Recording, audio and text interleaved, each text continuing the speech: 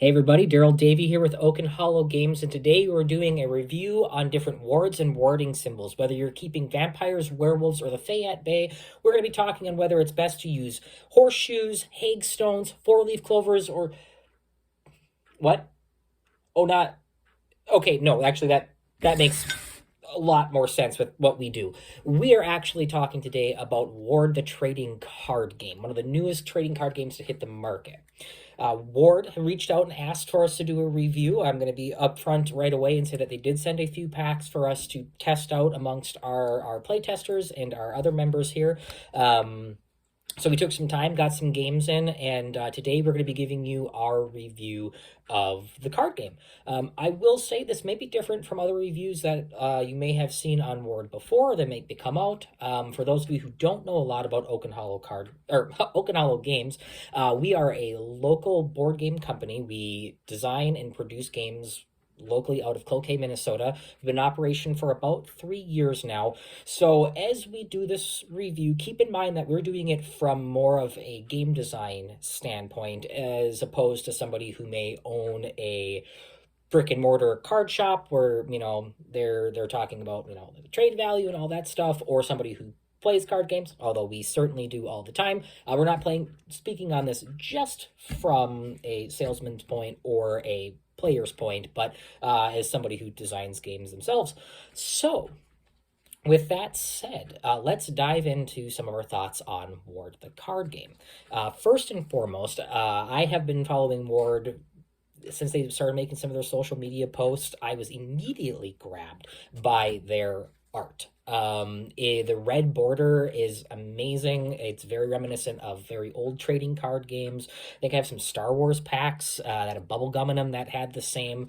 There's one other company that has the red border, but there's just something so nostalgically appealing about that. The card art itself is also very fun and interesting. We'll go into that in a little bit. But it drew me in. It's reminiscent of comic book art and those pulp magazines and such that you may have seen, or maybe you're a bit young for that, but I certainly loved. And that was with intention, and I think very well done. It's different than what you may see. Now some of that art does span in different directions. Where it'll go from that very pulpy look to more of a Magic the Gathering feel. And so if art's a big thing for you, I think that's an interesting thing to look into this game, because I mean, most playing card games wouldn't go a lot of places if it wasn't for some great art. So first and foremost, I just wanted to say that is how I first saw it and got drawn into it. Plus, new card games are always very interesting. We have kind of stated that it's not something that we are wanting to tackle. It is a very tough market to get into, and honestly, some quite intimidating competition, especially with the big 3 or 4 card games that are out there. So good for them for giving it a shot, because I think what they've done is extremely interesting and is different from what you see from a lot of other card games. They mention in their marketing that one of the things they want is to make it simplistic, where things like Magic and to some degree Pokemon have gotten very complex, and for someone to jump into the hobby, it can be very difficult. Just with lots of different rules and lots of different texts and different layers of when things trigger in time. That's a lot for somebody who might be new to dive into. With that, I feel that there's some moderate success. It does strip away some of those extra rules. And a brief pause here. If you do want to learn more about how the card game operates, or how turns and that sort of thing go, I'm giving this review as if you have some background knowledge. They have a plethora of videos out there, including some very interesting instructional videos, and different people. That group is super active and super willing to talk to anybody who has questions. So I do urge you to go to the Ward card game, either their Facebook page or their online page as well. Tons of information there. So we're not going to be really diving into a lot of that today. Maybe should have said that right away. Either way, Scatterbrain getting back on track here.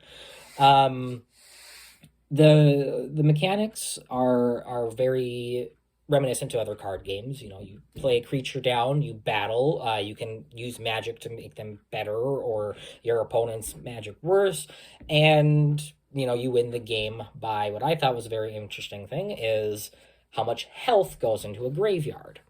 That is a fun mechanic that I don't see in a lot of other games where some of these creatures cost more health or have lots of health and they're good. But the risk of running them means that if and when that creature dies and is sent to your graveyard, that HP is added up. And if it hits a threshold of 300, you lose the game. So with the mechanic of the opponents, or you are supposed to keep track of your opponent's life points. So in theory, you can have lost the game, and if your opponent doesn't realize it yet, you can keep playing. Very interesting mechanic. I could see some feel bad feelings come from that, but again, you're playing a game, you should be paying attention to what's going on. So I thought that was another neat aspect of the game that I haven't really seen with that HP is it's not a life bar you're trying to knock down on your opponents. You're certainly trying to get rid of their monsters, but you're more managing how much health is in your pool, and there's some thoughts that go into there. One of the monsters that's one of my favorite is the giant turtle, and it halves the damage, but it only has that's done to it, and it only has 50 health points. That means that I can take 100 damage off of this thing, but when it goes to my grave, it's only 50 points. So that's an interesting strategy that I think is baked into the game. We played several rounds of this, and with a few different folks, and one of the core mechanics of the game is their battle system.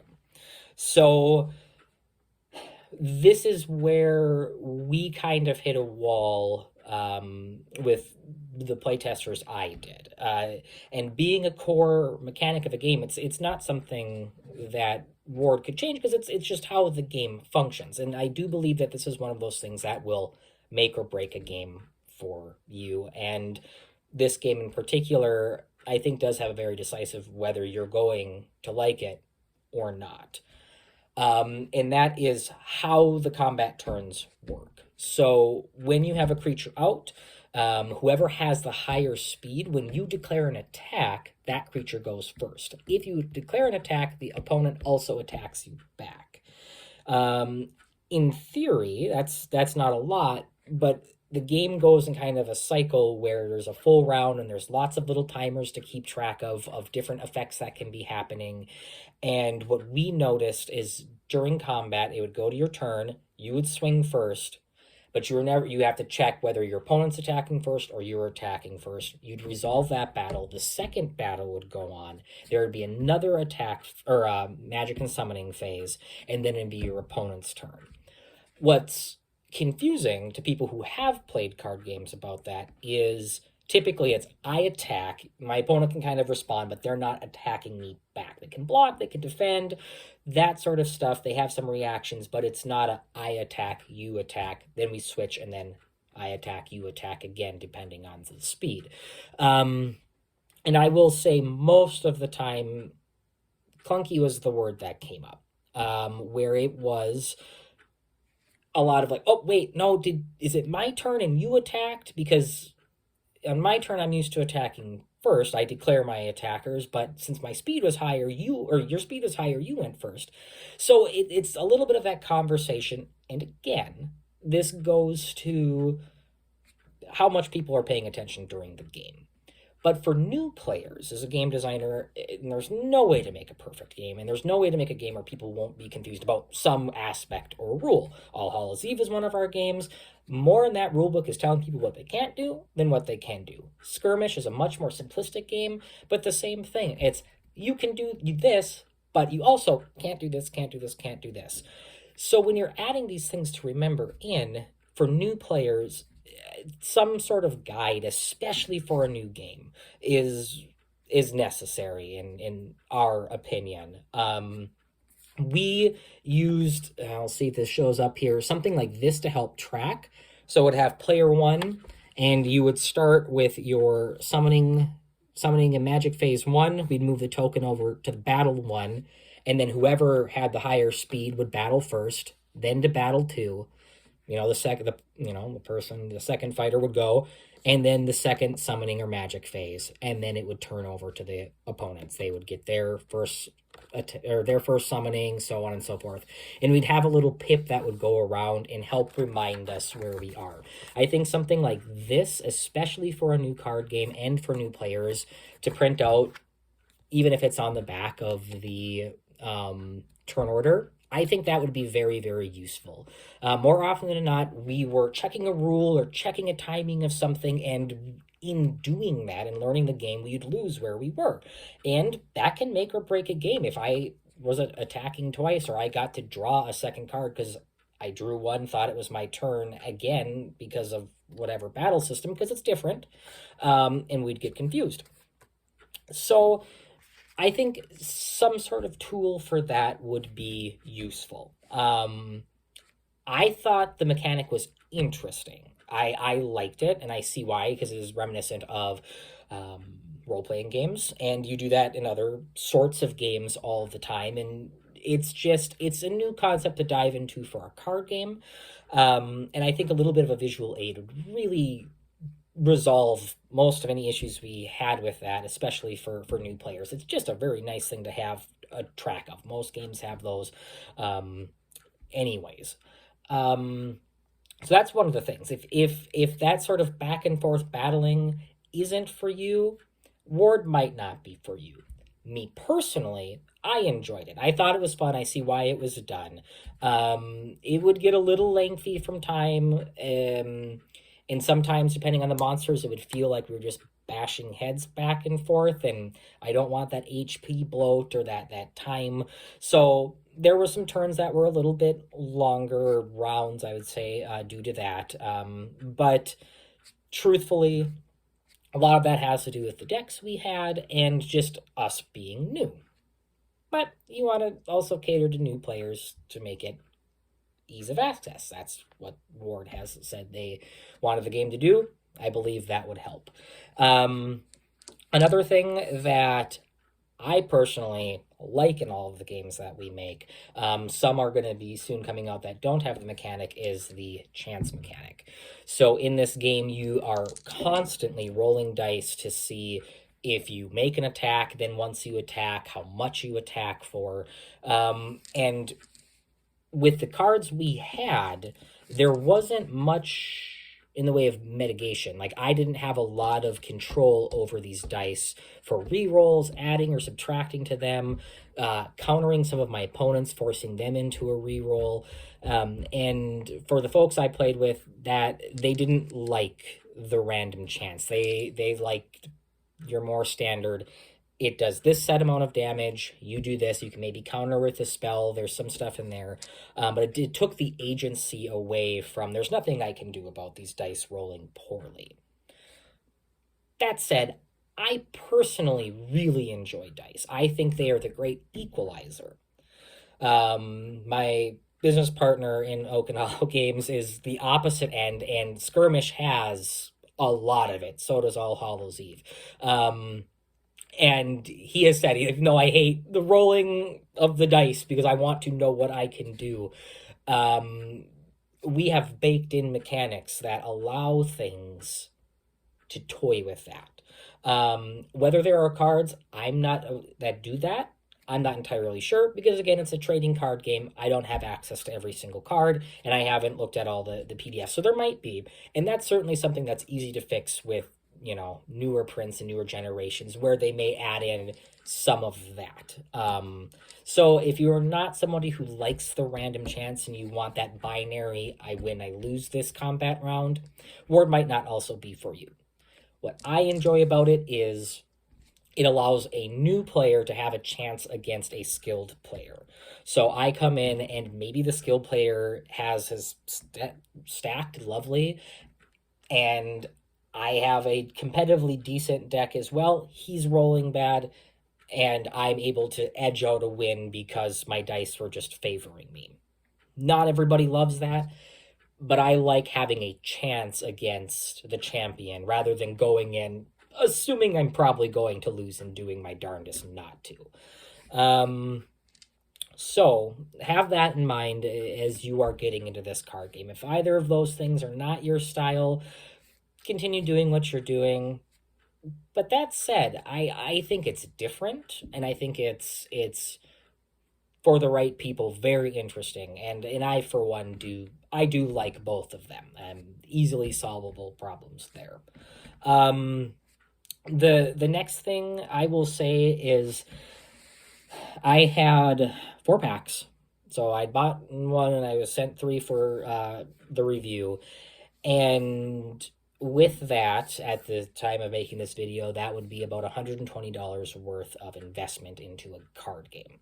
And I still feel with even that amount of cards, the cards that I have don't give the best showing for what the game could be. And so if somebody only has $30 to spend on a starter deck, which is randomized, which we'll also get into here in a little bit, and they don't get a system that works for them, maybe the cards that they do in Magic, there's people who are really good at black blue or blue white control, or there's aggro green red players. If I get a deck that just doesn't really jive with me since they're randomized, I'm not going to have a super great time. And with 4 decks, mind you, we were making 2 decks out of that. But with a $120 investment at the end of the day, I'd expect to have at least 2 fairly competitive decks or 1 very good deck. Out of what I have, I think I would have an all right competitive deck if I were to merge the best cards that I have. And that goes into how these are distributed. So they are, it is a starter pack of 30 cards for $30, and it is randomized. There's an algorithm that they use to make sure that, you're not getting just a bunch of skunk cards or whatever. But with that, you're not sure what you're getting. So if you're doing a booster draft, or you are doing something where you're already familiar with, or you're kind of making it, that makes a lot of sense. It is difficult getting into a game knowing nothing and knowing, is this a decent deck? Do I have any of the key basic features that should be in any deck? How do I fare? And if I play the deck, maybe it's just competitively not as good because some of those key features aren't in there. Or maybe as a player, I don't play the style of deck that I got, and there's no way of knowing because they are randomized. On one hand, I find that kind of fun. Keyforge did completely randomized decks that didn't let you swap anything in, and that was the deck you had. So there's something to be said about that. But I would suggest, and this is again starting and it's new, I would suggest something of having starter decks, pre-con starter decks, and it's a tough thing to design. It's a tough way to do. You're excited to get this whole new thing out. You've got these cards and you have an idea of how things will work, and you want that surprise of getting a very unique 30 card deck. On paper, that's very exciting and that's very fun. That sounds cool to me. In playing it, it didn't work great. I had talked to a few people who have played in tournaments and asked what some of the cards were, asked on the websites what are some of the staples that you might want, or some people's favorite cards. And the reason companies have a starter deck, 2 starter decks at the very least, is so you can get a few of those staples. I'm not saying put a Blue Eyes Black Dragon in every deck. Blue Eyes White Dragon, sorry, poor reference. Or, a Lotus card in every starter deck, but the basics. There's a giant rat that most people said should be in there. A couple raptors might be nice. And then maybe 1 or 2 box toppers, one of the gods or one of the bigger falcons or dragons would be really cool. So you have at least 1 or 2 good creatures in there, and you have the basics and the basis of a starting deck. And then you get the packs to add on, or you do a random pack that gives you that option to go. But going in that you have at least the basics of what you are going to need to use to play a game. And you're not going to be completely out, and you can make those adjustments there.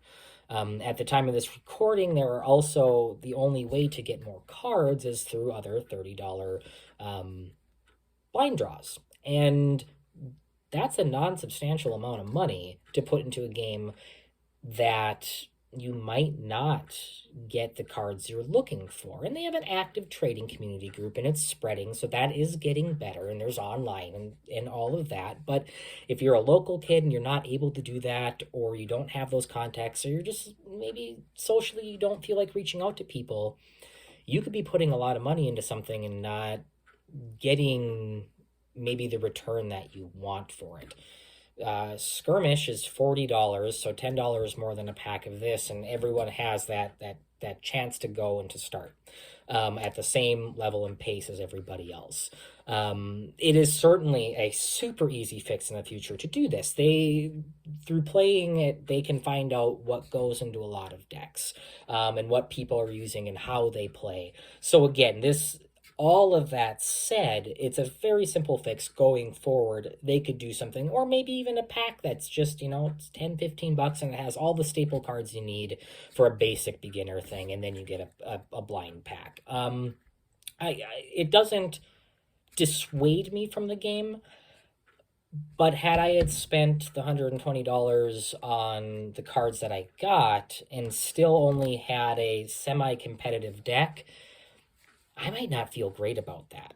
And that's something that's worth considering as well, moving forward in this. And again, I think it's something simple. It's that to add in. It doesn't push me away from it at all. But on a developer side, that's something I would have looked into during our game test, our play testing. Who's playing it? Give it to a blind test for a month in a store. Here's 5 copies of each of our cards. Have people bash together decks. See what keeps coming up. Keep track. And then help us get those really fun starter decks and be part of making these two warring things. There's some really fun Magic decks that are down historically that are starter decks that are super fun and intentionally meant to kind of balance and oppose each other. Maybe they jumped the gun a little bit and put it out, excited to get a new card game out. And I understand that. It is exciting to get a game out. But I think in doing so, it may have pulled some people back when they see the investment that needs to be had to get something. And other people may have got really good draws and got the deck after 1 or 2 packs. And I believe they said that they're making smaller booster packs. And again, that brings that price point down to a much more manageable gamble, if you will. But for $30 on something, I typically want to know at least a little bit of what I'm getting. The other thing that was slightly confusing for me is I had bought what is amongst the community known as a legacy pack. So it was one of their first printings. The card art is a little bit different on some. I told you I get back to card art. It seems as though they had AI generated cards for their practice and their demo cards in this first legacy run. And then they had an artist go and touch those up afterwards to refine them and make them nice. Having had the legacy pack first, I will say that some of the art was bangers, super sweet. Going through, I really liked it. Again, the art was the first thing that drew it to me. And then going through it, I would notice some cards that were really pixely, or I could just tell were AI art. And there was no artist accreditation. They weren't saying that whatever, so I'm cool with all of that. Again, I think I would have left that on the chopping room floor in my beta copies or before I put it out to production, because if somebody had picked this up and didn't give it a second chance and they saw some of the art of the cards, the Pumpkin Man is one that stands out. I'm a huge Halloween guy myself. I saw a pumpkin guy and he was very pixelated, and that put me off a little bit. Mind you, that was fixed in the next iteration as they came out. Card text is also different. A Minotaur is one that has some substantial card alteration. It does the same thing. It's much more wordy in there. But again, the only indication from my standpoint was the art looked a little bit different. If you don't have 2 cards to compare, you wouldn't know that, and whether or not it had an artist name on the bottom. there's no indication of when I get a legacy pack or if I'm getting a first edition pack. There's no way to tell those apart. And they are currently playing with the rules that legacy cards can be played as written, so you might have a bit of an advantage on that. Again, probably something I would have left, get those play tests out before pushing that first sale out, and making sure that that's all summed up the best you can. And again, nothing is going to be perfect. We do small batches of All Hallows Eve. The first iteration, there was some spelling errors. There were some things that were a bit confusing that we reworked, but we only had a batch of 30, and it looked very different and was very apparent in the games as they progressed. If you had a beta copy, if you had the first edition copy, and we were very straightforward with that. Pulling it off a rack, there's no way of knowing that, and I could see that confusing some folks. I certainly was a little bit confused with that. Whether or not it affects play a lot, no. But grabbing that attention, it certainly does. But again, moving forward, they're past that point. They're getting the other stuff out, so that's going to be a problem that is steadily putting itself in the past. The other thing I have noticed is that they already have banned and limited cards. Freshly starting out, of course, any card game is eventually going to find a meta, and there's some restrictions and bans are going to need to be made. Right out the gates, having as much as there are tells me that the playtesting could have gone on a little bit longer. And it's hard to tell what people are going to do with your game when it goes out there. There is almost no way of telling. You get some people who see things in ways you never would have expected. Even in very self-contained games like Skirmish, where there's only so many moving parts, there are people doing combos that we hadn't expected, but we worked those out first, and is the best that we could. And there will always still be something. That's what a lot of card gamers love about the game, is finding ways to bend and break that game to their advantage, and the more power to it. But this early on, it's something that, again, maybe in another month or two of playtesting could have found some of that, and it's a bummer when somebody spent money on some cards and now can't use some of them in tournaments, or it's a limited thing. Maybe they traded some good cards to get some extra junk scarecrows, and now, well, it's limited to one, and now I've got 3 junk scarecrows that might have some trading fodder to someone like me who would need an extra one for a different deck, but that's just a thought. Let's see. I got a little list here, and I'm seeing if there's any big things that I missed. Truly, I don't want to leave this video on a negative thing. I personally liked Ward the Card Game.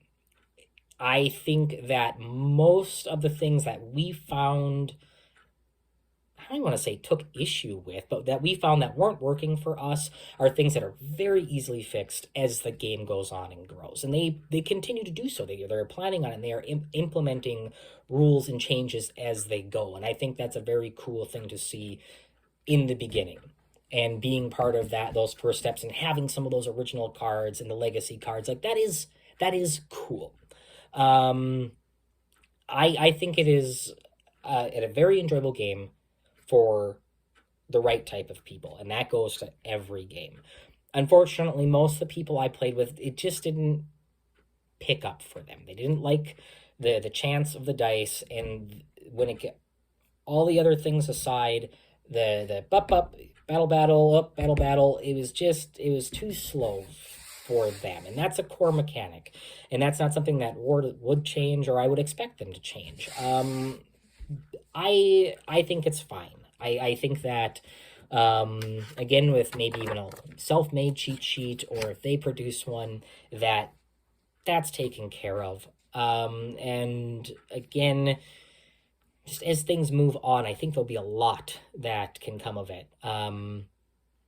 As it stands, I think it has some room to grow, and could have done with a little bit more playtesting before the initial launch, which may unfortunately take some of those fresh people who were wanting to be in it out earlier than they they should, because there is a good card game here. I think it is enjoyable. I think it's fun.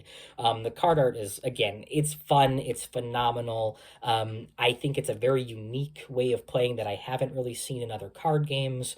Again, I love the HP system. That is a super, super cool way of tracking and denoting how you're going to win or lose a game. And I think there's some really, really good bones here. And I think as the game develops and furthers, it's only going to get better. So, is Ward the card game for you? Give it a test. You can buy a starter pack, know going in that it's going to be random. Maybe you and the buddy get one and you're fine with that. But know going in that is going to be random, and know going in that it's new. They are working on things. It's not finally tuned yet, and that's okay. They have time to grow and make those changes and get better. We certainly do.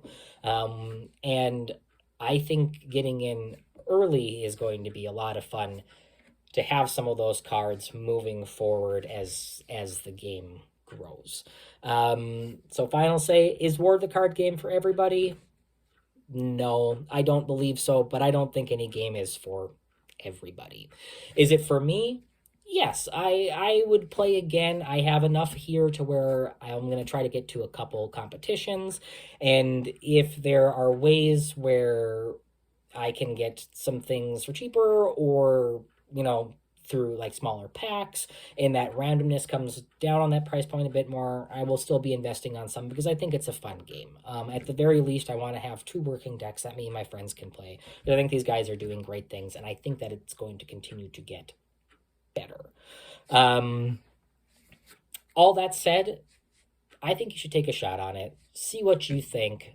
Maybe you and your friends spend a weekend, grab 2 of the starter decks and give it a try. I absolutely think it is worth that, and see if it is for you.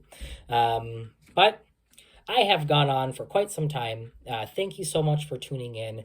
If you are interested in anything that we do, head over to Oak and Hollow Games on Facebook, or find us at oakandhollowgames at gmail.com. You can talk to me directly, and check out Skirmish, All Hallows Eve. And we do have another game coming, or expansion for All Hallows Eve coming out this fall. So make sure to check those out as well.